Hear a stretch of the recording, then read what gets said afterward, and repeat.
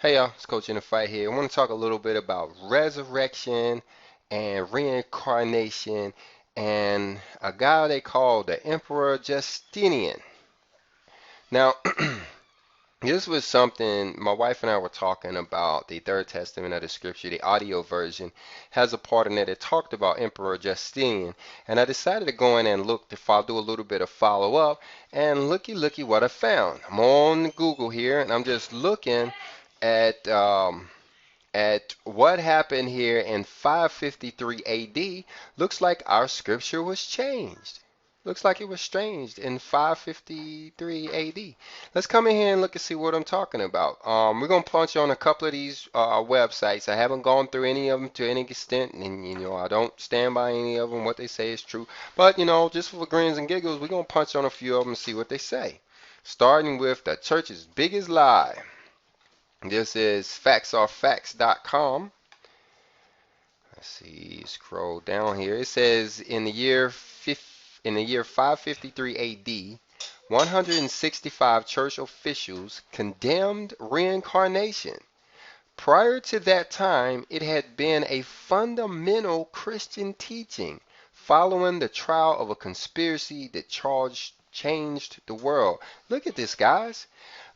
Now, this is 553 AD. This is approximately 1500 years ago.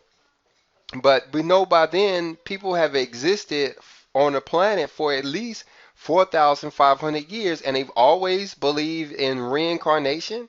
And then all of a sudden, 165 churches, 165 Catholic churches, no doubt, decided that no, we would not believe in reincarnation, which is the spirit being reborn into another person, and like a baby being born in a baby and having to grow up, and or resurrection, which is the dead body coming back out of the grave.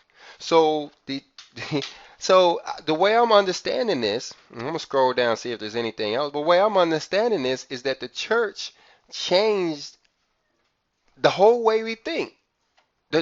These 165 churches changed the whole way we think about what's supposed to happen. Instead of us believing that we will be reborn in incorruptible bodies with no sin or disease or anything like that, being able to live in the material, in not the material, but in the millennial age in these perfect bodies. No, they got us living in the millennial age of these old raggedy bodies. My body is old and raggedy now. Well, they worried I wanted to come back out of a hole after it had been buried for a little. Anyway, let's see what else is in here. Let me read this part, and then we're going to go to another website. Let me just hit the highlights. It says reincarnation is a fact. That is no longer a part of today's Christian beliefs, is due to one power-hungry woman who had all references to reincarnation in the early Bible removed. A seemingly small act with historical consequences. How different would the history of the last 2 millennia have been if mankind had known that they themselves would reap the fruit of their misdeeds in a future earthly life? That they would have to sleep in the beds they had made. Yeah, think about that's what we're learning in the Third Testament of the Bible, guys, is that we have to make up for previous sins. So if they had left in the Bible that reincarnation, we would understand that. We would know that. That, if I do something now, just because I get away with it in this lifetime, I'm going to get another lifetime where I'm going to have to pay for it. Maybe that will stop me from doing so much, stuff. But, if we think it, no, there's no such thing as reincarnation, well, that leads to the whole, you only got one life to live, you might as well live it up kind of thing. Let's just go buck wild. And, that's what we're doing. But let's go find another website. We ain't gonna stick to one little website. This thing is all over the web. It's 227,000 hits, from that they pulled up in less than a second, talking about Justinian changed the Bible. Okay, here's one. Pope arrested for believing in reincarnation. This is the reluctant messenger. Let's look and see what it has to say.